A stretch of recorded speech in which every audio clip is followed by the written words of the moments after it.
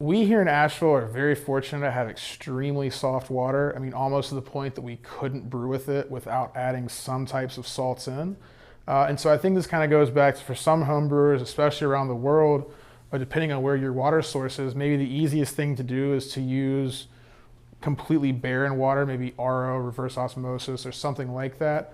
And then building it up from there. And we've had really good success with that. And I think that's why a lot of brewers in Asheville like our water. It's not that it by itself would be so great at making beer, but it's easy to add things to and get to a point. So we use a fairly simple program called Easy Water. I'm sure there's tons of them out there that you could utilize.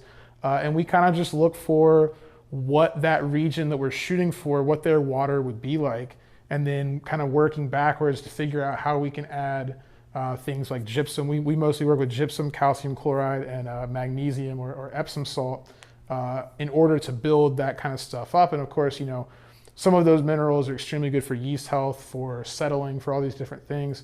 And I think the easiest way to approach that is to just kind of look at the region and try to emulate the water profile from where those beers would have originated, or to just, you know, completely scrap that and say, well, we've got this great water that we seem to love. Let's say you got some crazy well water that you're blessed with. If you think that could work well with a style like that, I think there's plenty of examples throughout Germany where they've kind of bucked tradition and said, well, we've got this water, we use it, and it gives us this. So water is something that, of course, is incredibly important, but to try and say that there is a specific thing you should shoot for, it really is such an open question as to what you're looking to do with the beer. If you want to be incredibly traditional, shoot for that. If you want to maybe try to play with the nuances you think water can bring, let's say you want to favor the hoppiness in a Pilsner, you may want to take it a little heavier gypsum to try and bring that out. If you want a Helles that you think wants to be extremely malty, you can favor that chloride side of the calcium additions. And you know, that really just comes up to you being a brewer.